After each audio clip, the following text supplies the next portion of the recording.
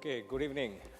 It's a tough time to talk when I'm standing between your awards and doing a speech. I'm not going to do any presentations. I was told that I have to give a leadership speech around leadership. Now, that's impossible to do it in 5 minutes. I'm sure all of you agree, right? How many of you are millennials here? Okay, a couple of hands. So I guess the rest of us are old-timers. So my team there is a millennial, and they were very happy looking at the earlier presentation. They were like all excited in some of the platforms which was shared earlier, saying that, oh, we are the millennials, and now we know what to expect from the boss, right? Now, somebody was asking me, what is leadership? Now, that's a very big word, and it differs from people to people.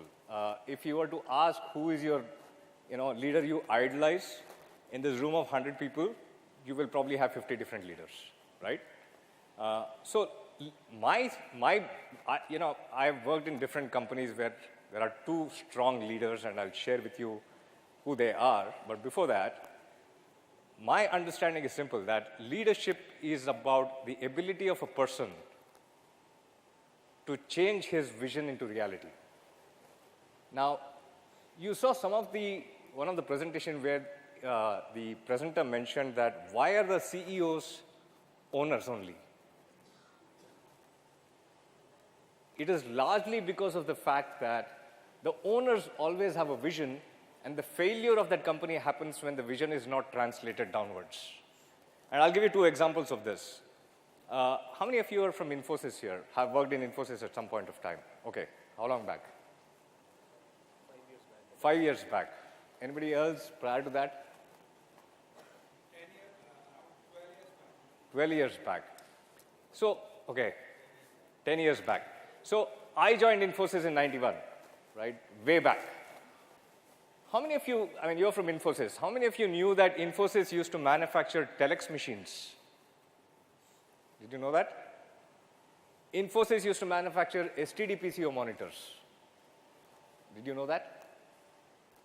Now, at that point of time, if Infosys had continued to do that, would they have been the company they are today? They wouldn't. Clearly, the founders at that point of time had the vision that they had to change what they need to do. And that's where they stopped that business 4 years later and went on to become one of the biggest IT services companies in India today, right? Now, interestingly, if you look at the founders or the CEOs of Infosys, in the history of Infosys, you've had the founders who've been the CEO of Infosys. They did experiment by bringing people from outside, right? Again, why did it fail? We've heard a lot, boardroom discussions and various things, but largely, again, the failure is about translating the vision of the founders into the reality of what they are expecting, very clearly. A second example, I'll just share two examples here, are both companies which I worked for, is Dell Technologies. How many of you worked in Dell at some point of time? Anybody? Okay, we have one person, two persons who's worked. How long back was that? Currently working. Fantastic. Sorry? Currently working. Fantastic. So I was the third employee of Dell in India. Okay, so way back, this was in 99 when I joined Dell. We were just 3 employees starting off the company in India. We were selling it through Pertec computers at that point of time. They were the distributors for Dell. Now, Michael Dell was the chairman at that point of time. And Michael decided that he's going to hand over his company to somebody else. He handed it over to a person called Kevin Rollins and said, you run this company, I'm going to stay out of it. And Michael is one of the biggest visionaries if you look at how he started his company way back, 40 years back, almost 40 years back. From a dorm room to what he is today, very clearly, he's one of the biggest success stories of what people can do, right? Now, Kevin Rollins came on board in the year 2000, and post that, he was in that company for just about 2 years. 2 years later, the company was going down, and Michael decided to come back. And clearly, during that period, from what I know of and being in the company, was translating the vision of a leader into reality was again a failure.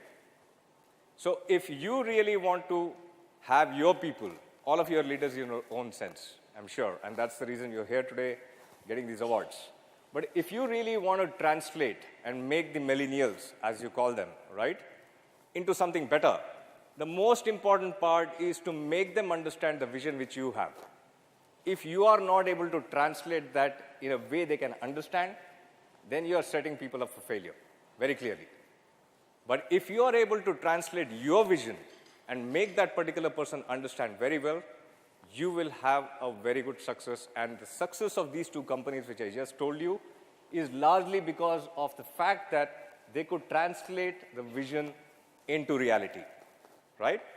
This is the key message I would want to leave you with, that whenever you go back and you get back to your work, the mundane work or whatever exciting work you guys are doing, the only key part is to ensure that your teams are in line with what vision you have for your organization. If you are able to do that, I would believe success is right in front of you. Thank you.